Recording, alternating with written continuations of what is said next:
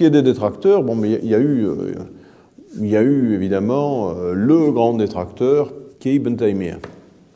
Ibn Taymiyyah, c'est un personnage un petit peu bizarre, un petit peu sulfureux, qui a été condamné à plusieurs reprises par les docteurs de la loi, qui est néanmoins quelqu'un qui a pondu énormément d'ouvrages. Alors c'est un personnage ambigu, parce il est par exemple le premier à avoir considéré qu'il ne fallait pas visiter la tombe du prophète aux grandes dames de tous les ulama contemporains, et je dirais antérieurs, même s'ils n'ont pas critiqué, mais puisque c'était une pratique parfaitement acquise et courante au sein de l'islam. Alors pourquoi quelle mouche l'a piqué quand il a décidé ça? Et donc il a un certain nombre comme ça de positions très sèches, enfin à la limite du sectaire, d'un islam un petit peu rigoriste, littéraliste même. Alors c'est un personnage ambigu, parce qu'en même temps lui-même il a été qadiri, il a été dans une tariqa, il a été condamné à plusieurs reprises par les docteurs de la loi pour s'opposer à des prises de position juridiques qui étaient acquises par la communauté.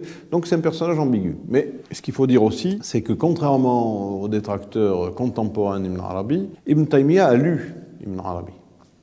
Il l'a lu, et il a même apprécié au début. Il a pas mal apprécié les Futuhat al-Makkiyya, paradoxalement. Là où ça va se gâter, c'est quand il va lire un ouvrage qui s'appelle Fusus al-Hikam. Fusus al-Hikam, c'est quoi? C'est un ouvrage qui, au dire même de Sayyidina Muhyiddin, alors ça rejoint un petit peu ce qu'on disait tout à l'heure, qui parle? Eh bien, pour Sayyidina Muhyiddin, les Fusus al-Hikam lui ont été dictés par le prophète. Et c'est pas son ouvrage. C'est quoi le Fusus al-Hikam? Bien, pour rebondir sur ce qu'on disait tout à l'heure, c'est le descriptif précis des caractéristiques propres à chaque verbe divin, verbe incarné par chacun des prophètes. Alors il va parler kalimatu Nuh, le verbe de Noé, kalimatu Moussa, le verbe de Moïse, kalimatu Isa, le verbe de Jésus, et il va clôturer évidemment par kalimatu Sayyidina Muhammad, le verbe de Muhammad qui vient clôturer le cycle de la prophétie et qui est le prophète essentiel puisqu'il est créé avant tous les autres, même s'il apparaît en dernier dans le cycle de la prophétie, et qu'il est celui dont, dit-il, tous les autres finalement se nourrissent d'une manière ou d'une autre. Cet ouvrage chez Ibn Taymiyyah va faire tilt, ça va déclencher son hostilité à l'égard de Sayyidina Muhyiddin. Alors pour quelle raison, je ne sais pas bien.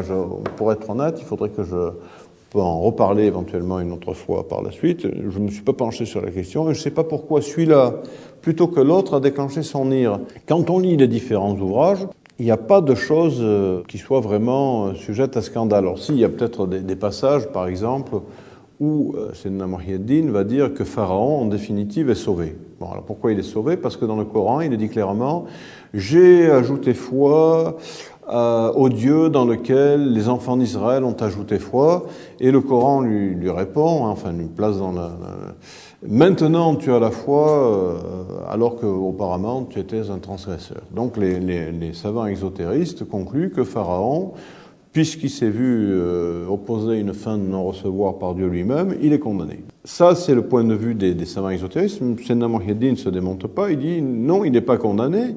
Il va effectivement être châtié pour sa rébellion, pour sa transgression.